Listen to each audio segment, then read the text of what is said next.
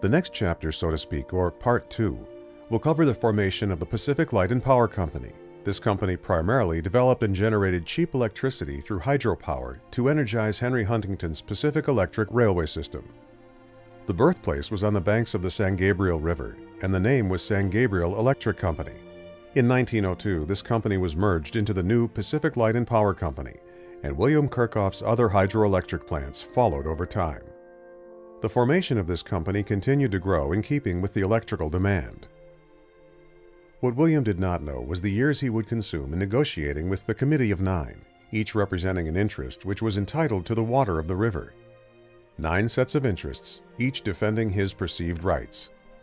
At the onset on September 15, 1892, the committee was in complete rejection of all overtures.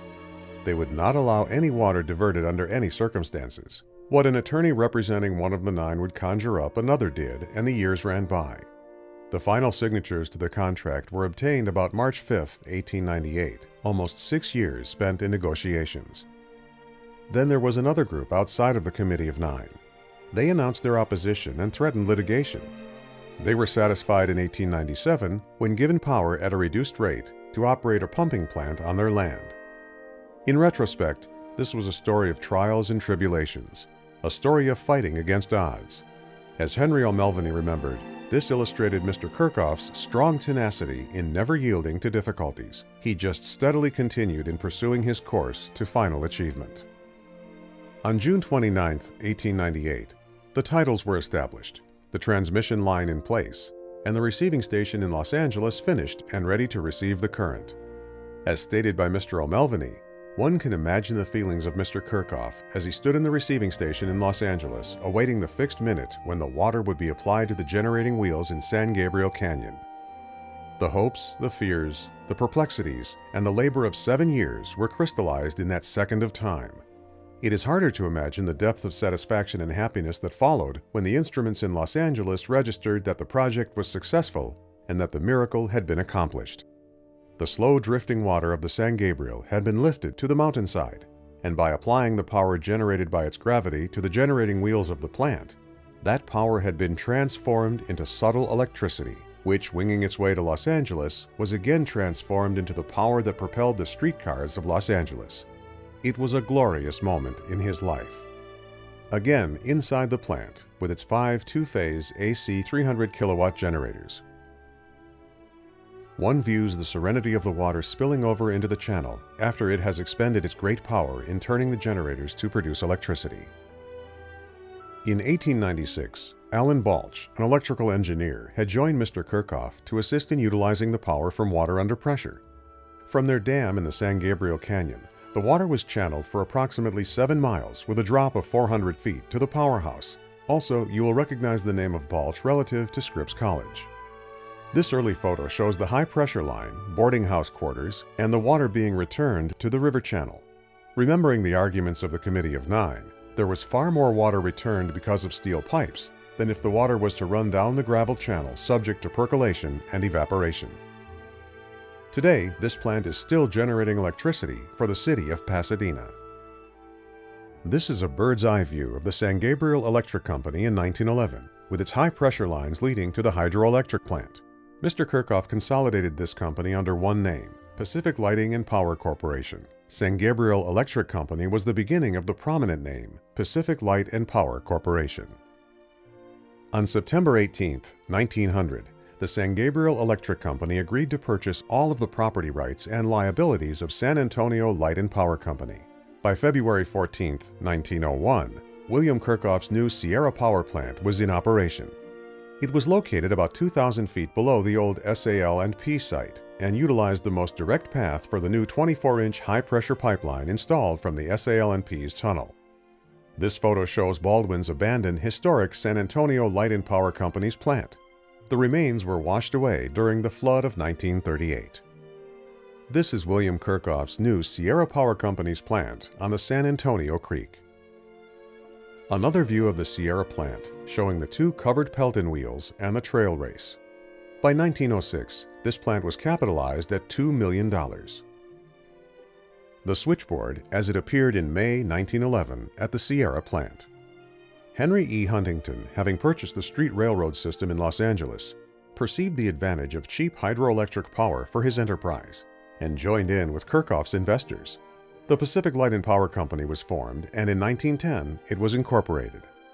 Now, returning back to Mr. Kerckhoff's lumber business, he was no stranger to Mr. Huntington, for the two had a friendly business transaction when Kerckhoff was president and manager of the San Gabriel Valley Rapid Transit Railroad, which connected to Los Angeles, Pasadena, and Monrovia. They sold the rail carrier to Southern Pacific Railroad Company. Mr. Kerckhoff had entered into the rail business because of his lumber enterprise. He realized quickly the handicaps of a small, independent railroad company and persuaded his associates to sell.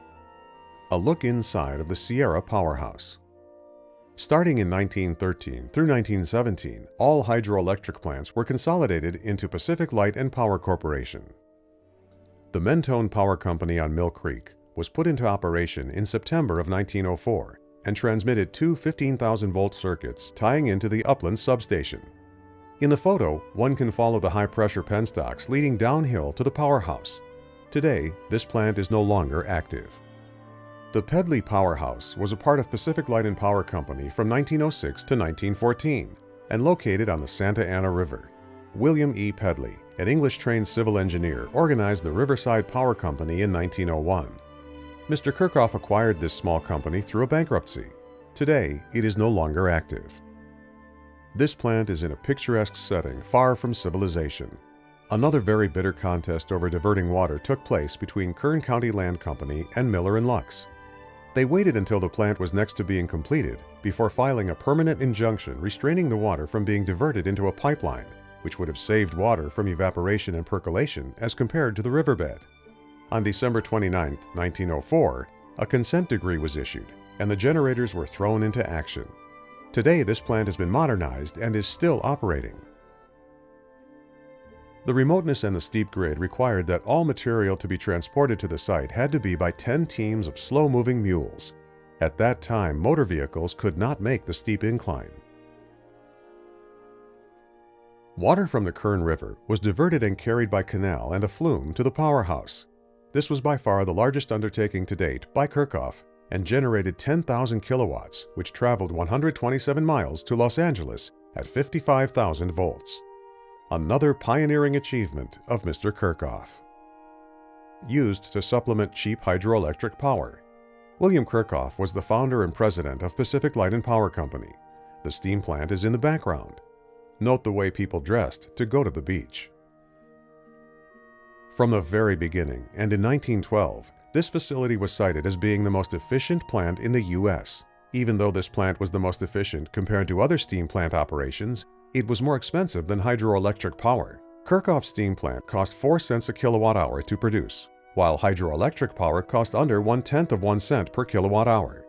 Clearly, hydroelectric was the preferred choice, and this drove Kerckhoff et al. To focus on the Big Creek project.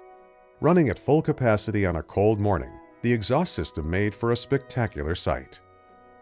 For 5 additional years, John Eastwood waited on a retainer, encouraged by knowing that Southern California was growing at an accelerating rate. Further, the demand for electricity would also be compounding. Early in 1910, Mr. Huntington came to the same mindset as Mr. Kerckhoff to commence the Big Creek project. Unfortunately, Mr. Huntington chose not to hire Mr. Eastwood, the man who designed and engineered the overall entire concept, and employed Stone & Webster Engineering Corporation. Plant number 1 was finished in 1913. The Big Creek San Joaquin River Hydroelectric Project was destined to be the largest hydroelectric project in the nation and was to be financed entirely by private capital. The 2 photos show Kerckhoff's Big Creek Powerhouse number 1, which was completed in 1913. Both photos show the granite dome, Kerckhoff Dome, honoring William G. Kerckhoff. In the photo to the left, one can view the San Joaquin and Eastern Railroad's rail bus number 501 heading down to Auberry. John S. Eastwood was educated in Minnesota as an engineer and moved to Fresno. In 1894, this slow-speaking Lincoln-esque engineer and surveyor wandered over the uncharted ranges towering above his new home. He filed water rights and took notes, calculating the flow of streams and elevations, which he used to draft a very vast detailed system of reservoirs and tunnels regarding the San Joaquin River region. He envisioned many powerhouses in a chain, producing thousands of kilowatts on its descending fall of over 5,000 feet. In 1902, from the light provided from a campfire, he wrote William Kerckhoff, "It gives me great pleasure to inform you that I have completed the survey for a tunnel line to the junction of Pittman and Big Creek, and I can place before you the most remarkable power project yet presented." Messrs. Kerckhoff and Allen Balch made an agreement with him to study his recommendations. It should also be noted that some engineers have stated that this project was the largest construction project in the world, and whose complexities were to rival that of the Panama Canal.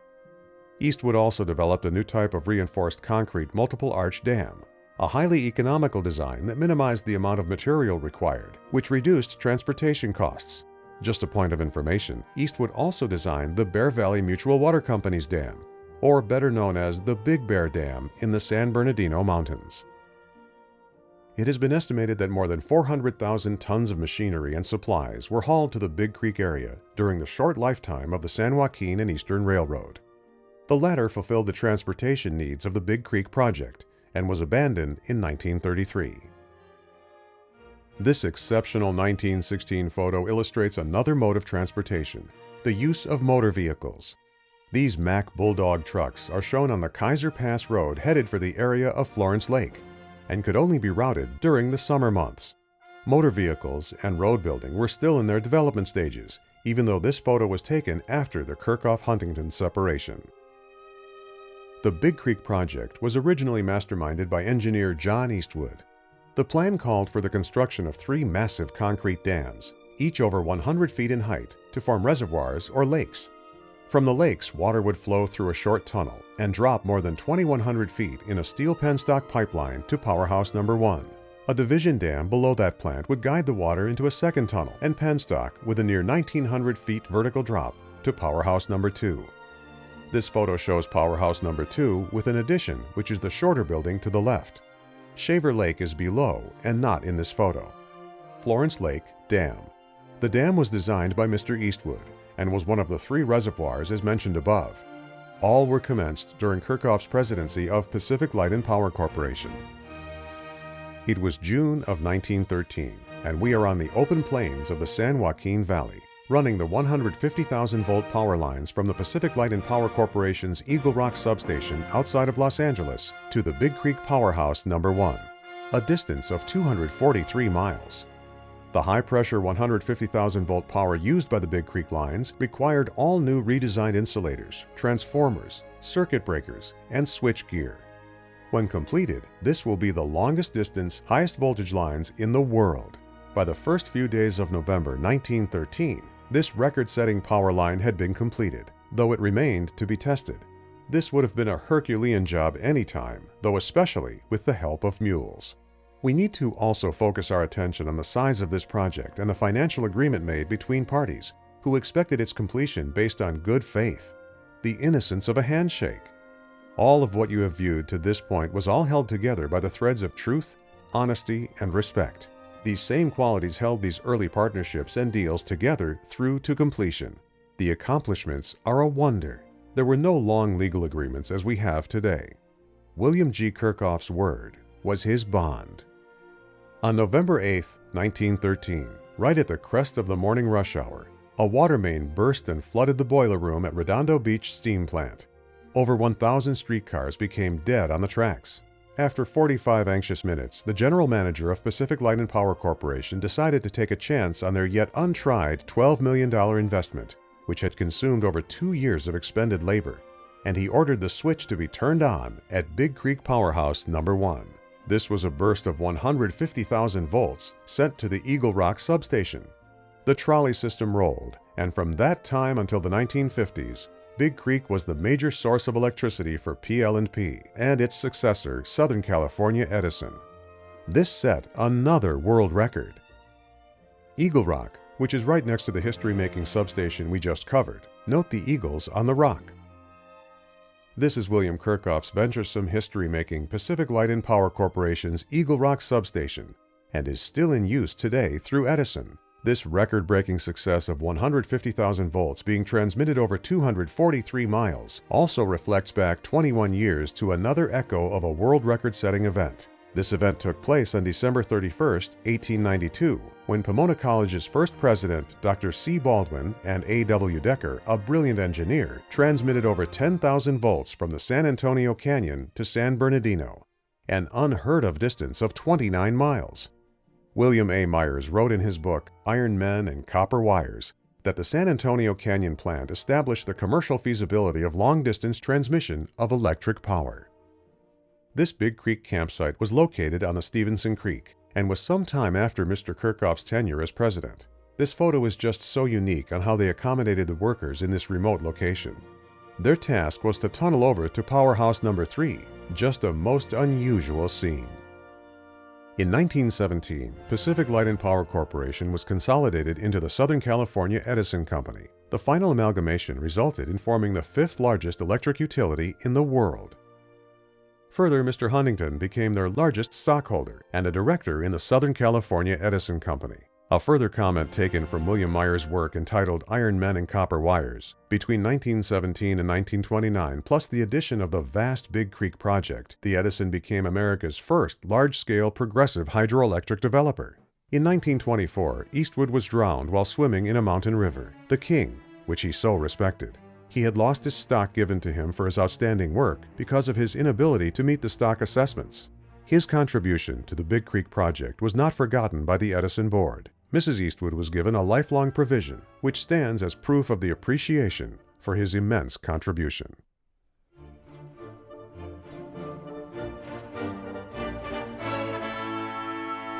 Order your copy by visiting the website www.citrusroots.com.